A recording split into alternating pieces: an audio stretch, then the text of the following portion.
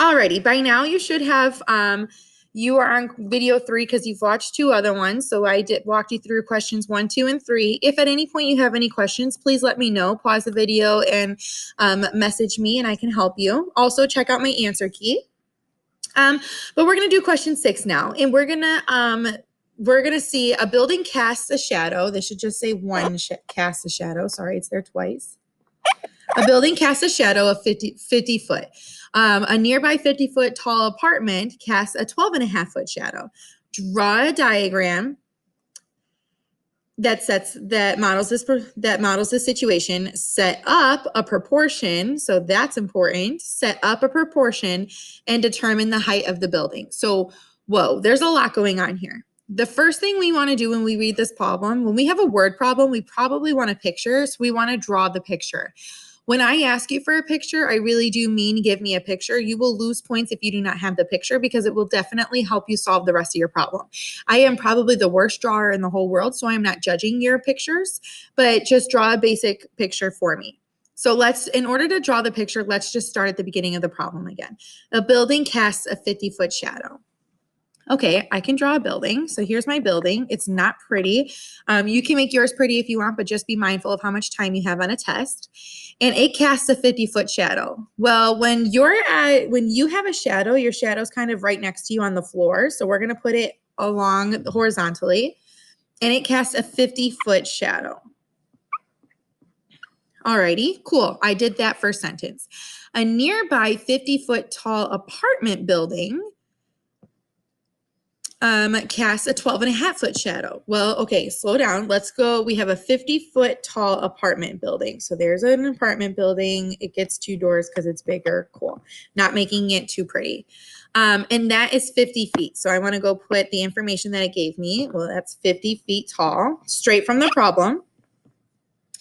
And it casts a 12.5-foot shadow. So here's my shadow again, and I'm going to do 12.5 feet.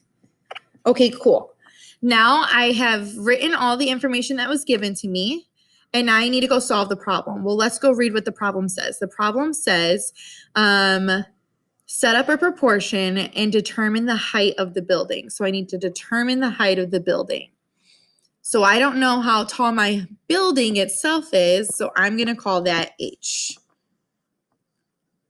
Now you should be able to see where I'm going with my proportions. This whole target C is corresponding sides. So I'm going to do the height over the height is equal to the shadow over the shadow.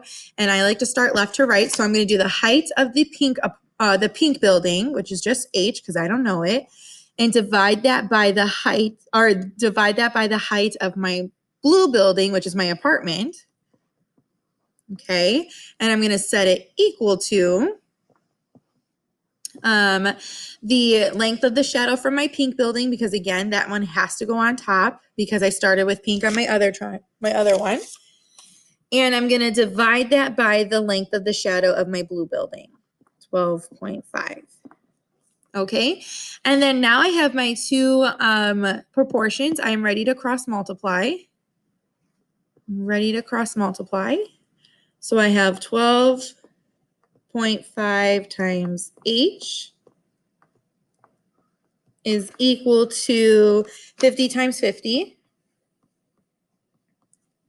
Alrighty, well, 12.5H is equal to 2,500. Use your calculator. And then I'm going to divide both sides by 12.5. And so H is going to equal, I should get a nice answer here. H is going to equal 200 feet. Please be careful. You have to have your units. You can and will lose points if you do not have your units, okay? With that being said, if you do not, you need to have your units in your picture too. I will grade your picture that 1, you have a picture, and 2, your units are in your picture. So please make sure you have those in your picture and in your answer. It'll help you remember. If you have any questions, please pause the video and message me, and I will be happy to help you. We will spend time practicing as well.